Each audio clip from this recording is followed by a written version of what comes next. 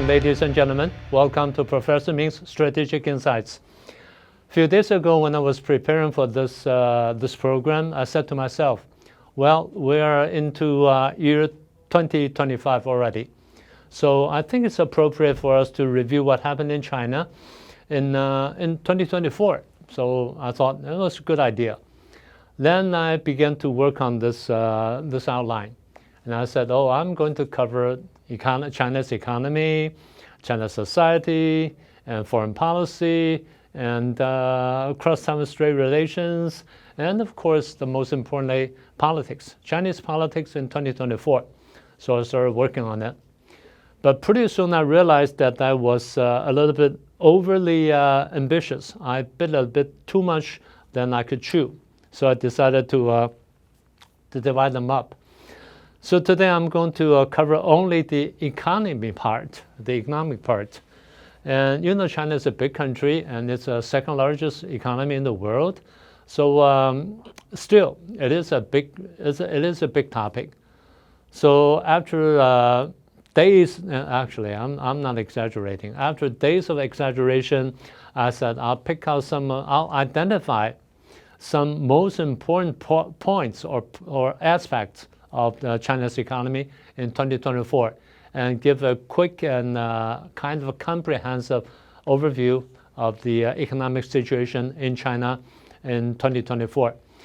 The first point I want to talk about is the so-called Troika. We mentioned that before. And sometimes they call it Troika, and sometimes they call it the three engines that push China's economy forward, which are investment, consumption, and export. Well, let me put it this way. When we talk about investment, usually there are two parts, the official investment and then the investment on the part of the privately owned economy, or what we call the private sector. In 2024, we see that investment on the official side, be them made central government or local governments, is kind of conservative compared to to what happened before, and compared to the previous years. And when we turn to the private sectors, it's even weaker because they see on the side of the privately owned business or the businessmen, they tend to see the official policies on the economy kind of capricious, and they're inconsistent. They don't know what to do. Sometimes they say, well, let's go east, and sometimes they say, let's go west. So they change it all the time. So they're not sure about the future, and they lose confidence about the official policies. So they were afraid to invest. Let me put it this way. And it was the biggest engine for China's development, economic development for the past decades, but it was very weak, though. So that's investment. The second one is consumption. By comparison, China's consumption, when compared to other countries like Japan, United States, or European countries, is significantly lower in China. It comes up to about 38% less than 40%. Whereas in Japan, United States, the consumption, the house consumption would take up about 60 or even well over 70% of the total economy. And the reason for China's the weakness in consumption is, again, they have no faith, they have no confidence in the future, and also they had bad experience with the COVID period from 2019 to 2022. So that's the second engine, or the second horse. The third horse is export. In terms of the figure alone, the exports seem pretty good, especially in the last quarter, the fourth quarter of 2024. It rose by around the 5%, or even a little bit more. Depends on which sector you're talking about or which industries you're talking about. But basically, it concentrates in several items, such as the EVs or the batteries and the related supplies. So that's the only thing that looks pretty good in terms of the three horses or the three engines. In addition to these three factors, we also saw the presentation of two policies. The first one is what they call internal circulation. It's a new term created by Communist China. It means they try to boost their economy by spurring or by stimulating domestic consumption and investment. But it has some effect, but not nearly as good as they expected. So it's not that good. Anyway, the second policy they put out was they tried to urge the people, the Chinese people, to buy new home appliances and to replace the old ones, such as refrigerator, TV sets, bicycles, or electric rice cookers, whatever you name it, the small home appliances. But again, with very little effect. So they tried very hard, but anyway, the three horses did not run very well, except for export. But that's not good enough to support a robust economy in China. So that's the first thing we notice. The second thing is real estate. We know that the top 6 to 7 major companies in the industry, either for short or either went bankruptcy, or they have to restructure their economy or restructure their finance, and this way that way. We're talking about Vanke and Evergrande Group and Country Garden Holding Company and all these big hats. And what reflected in this downfall of the real estate is the home prices. We see that in the top layer cities such as Beijing, Shanghai, Canton, and Shenzhen, the home prices drop anywhere from 10 to 30%, as much as 30%. I have friends living in Shanghai who just sold their house, their houses. Actually, they sold more than one. And they said, 30% off, or even a little bit more than that. So anyway, it's no, they didn't lose money because they bought them a long time ago. So they actually made some money, but not as much as the highest point. And that's what we talk about the top layer cities. When it comes to the second or third layer cities around the country, then things will look very, very bad. The home prices went down anywhere from a quarter to slash in half. So that's pretty bad. And in some places, people simply don't buy houses anymore. So that's pretty pretty bad. That's what we mean. So sometimes they joked about it. They are selling the houses at the price of a cabbage. So they say that's a cabbage price homes or cabbage price houses, and that's the houses. Factor we identify as the banks or the banking system in China. Generally speaking, they're experiencing a big loss or a deficit, except for the 4 big ones. The local banks or the so-called the private banks owned by so-called private business, they're pretty bad. They're in pretty bad shape. They either went bankruptcy or they have to restructure their finance and so on and so forth. We don't have the exact figures because the government does not provide statistics in this area. But we see that one of the reasons for the deficit or for the big losses was because the government demand these banks to provide loans to industry, to the manufacturing industries, as we pointed out before. And in some cases, actually in most cases, these industries do not do not make money. They lost money, so they are unable to repay their loans and so on and so forth. And the other backdrop of this activity is what we call the overcapacity of production. Or then they have to dump their commodities or dump their merchandise in foreign countries, like in Europe, France, Germany, England, and so on and so forth. So that forced these receiving countries to build up their what we call tariff barriers. They're still working on it, although it's not quite out there yet, but news have come out already. So we expect that they will be facing a major setback in China's export, although they're doing pretty good last year or the last quarter of last year.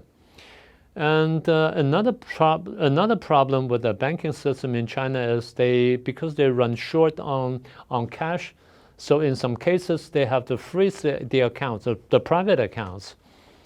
A lot of people, actually, a number of my friends, they've been experiencing trouble to withdraw money from their own bank accounts. I'm serious. They said they're told that there are ceilings as to how much money they can withdraw each day from their account. That's really absurd. That's their own money, but that's the policy. So that means the banking system are experiencing some serious troubles. Otherwise, they wouldn't do that. And that's the third thing. The fourth factor we notice is the China stock market. It was like a roller coaster ride for 2024 in China's stock market.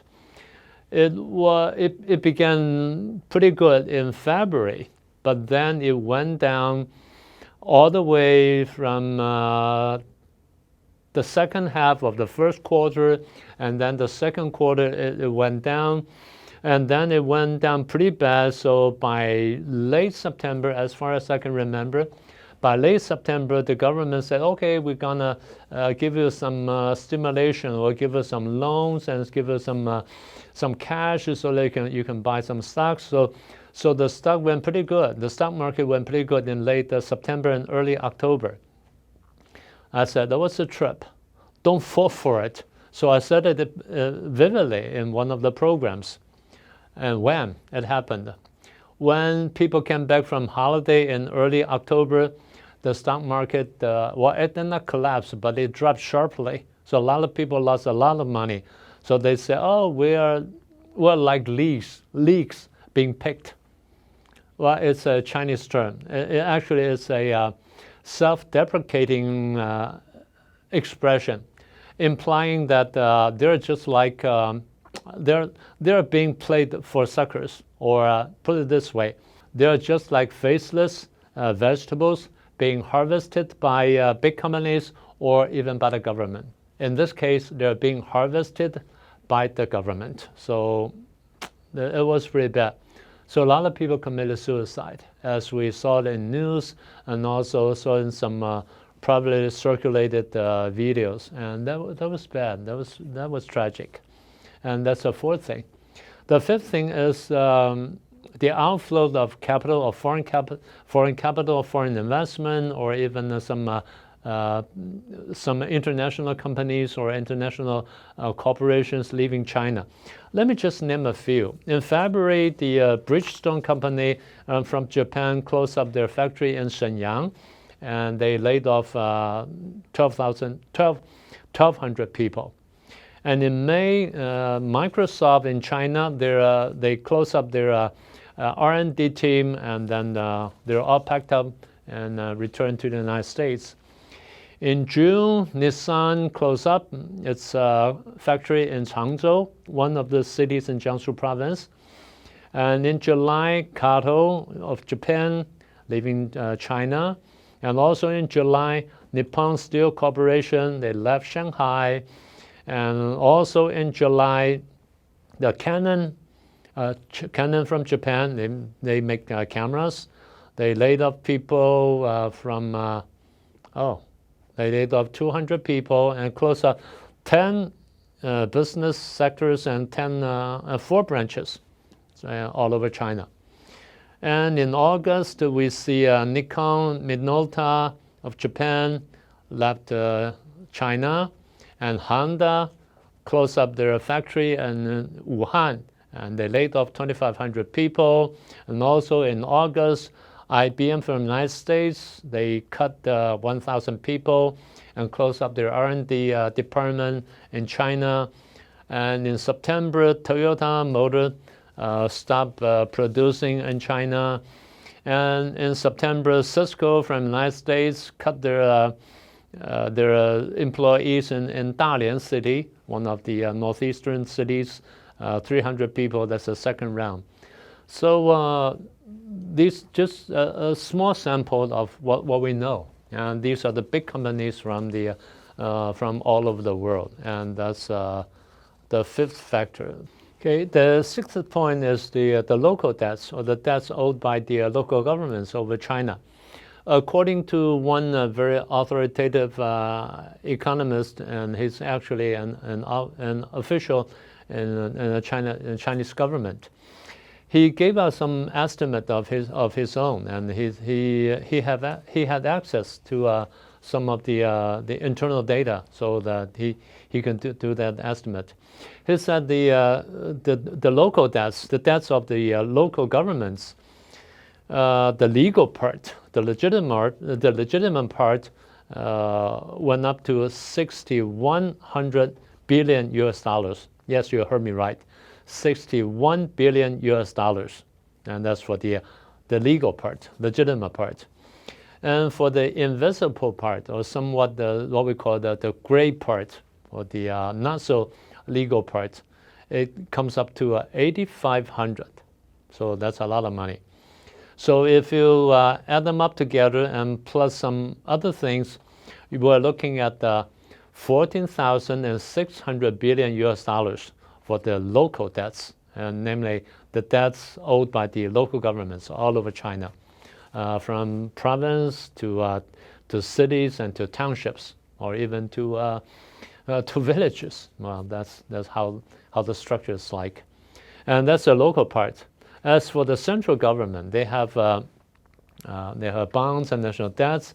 It comes up to 4,500 billion US, $4,500 billion. So you know that's a lot of money, well, just by looking at the figure. So the debt rate of China, of the Chinese government, from central government to the local governments, the local total debt rate has already exceeded 100%. If we add them up, you can see it's a huge amount of money, and it's what we call the debt, both the central government and the local governments.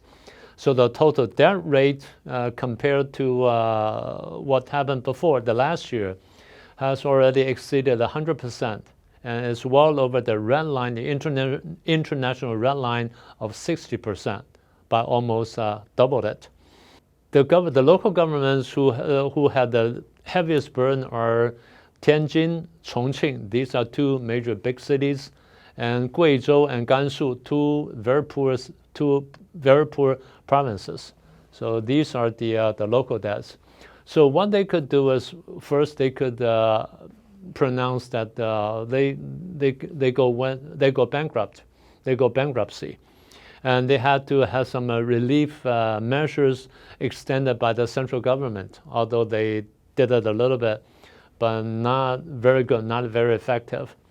But somehow we noticed in some provinces, even these provinces or these provincial level major cities, they're still engaging in ineffective infrastructure construction, such as highways or airports, or even harbors, and they're thinking of digging up canals. Can you imagine that?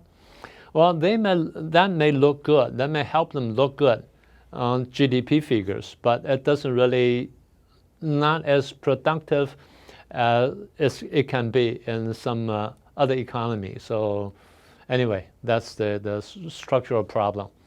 And that's the sixth point. The seventh point is QE. That's, as we mentioned before. Although they said, no, we're going to do it in a very adequate way. That means we're going to have put forward an adequate QE policy. But actually, it was very big. It was like a flooding. But what they do is not to put the money into production or into manufacture. Actually, in most cases, the money was borrowed by either by the state-owned enterprises or by local governments, and to pay the old debts. So they're borrowing the new to pay back the old ones. Actually, so they're building up the debt level. So that means the privately owned enterprises or privately owned business do not get the money they actually need, and which caused the stagnation of the economy and the whole picture. So that's a problem. That's the 7th point. The 8th point is the GDP figure, as we mentioned before. According to the government, they reached almost 5%, or a little bit over 5% growth of the GDP in the year 2024. But according to the estimates made by economists, by either professors in some universities or some researchers in some institutions, they said the figure could be less than half of it, meaning less than 2.5%, although government claimed it was 5%. And the sad thing is, these economists, these bold economists or enterprising economists, they were either silenced or sanctioned. Their accounts in their social media network or whatever being closed up or being frozen for a while. And that's a GDP figure. The last one is deflation. Although the government does not admit it, but we do notice that there is a deflation going on in China. The commodity prices went down 6 seasons in a row. Now let me say it again. Commodity prices in China went down 6 seasons in a row. It's definitely not a good news. And China is actually facing the biggest deflation ever since 1997, 1998, what we call the financial crisis in Asia. And some of us still remember it very vividly. And also notice that the government, the central government, Beijing, has done a very slow job in restoring the real estate industry and how to deal with the local debts, as we mentioned before, and the high-standing unemployment rate among young people. And they have done a pretty sloppy job in encouraging families to reduce their savings and to increase their consumption and things like that. They've been doing a bad job, so it's not very effective.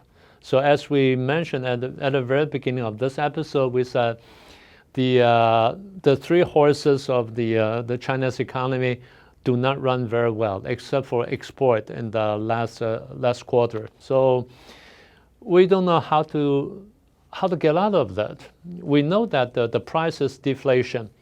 And the best way or the best solution for that is the depreciation of the renminbi, of the Chinese dollar. We don't know how far they could go on that point. People are speculating anything lower than 7.2, although it's been often on the benchmark of 7.3. And people, the banking systems around the world, or the big companies around the world, are forecasting the yuan, the Chinese dollar, would depreciate as low as 7.3, 7.4, 7.5, and some people even say, oh, it'll probably go as low as 8.0. We don't know yet, but it seems that's the only viable solution for China, if they want, for communist China, if they want to save their economy to a certain extent. We know that it's also it's not just a matter of policy; it's a matter of the structure. If you don't change the structure, the entire economic structure, it'll go down. It'll go down. It'll spiral down all the way. Although we don't know how fast, we don't know how bad, but it doesn't look good. Especially if Trump is going to raise tariffs on China, on communist China, then things will look very ugly. We hate to see that, but it seems it's on the horizon. So let me end today's show with a warning. Well, let's buckle up and drive safely. Well, if you like today's program, please subscribe if you haven't done so. And please share it with your friends. And then click the icon bell so that you can get a simultaneous notification once we have a new program. Well, thank you for watching, and we'll see you next time.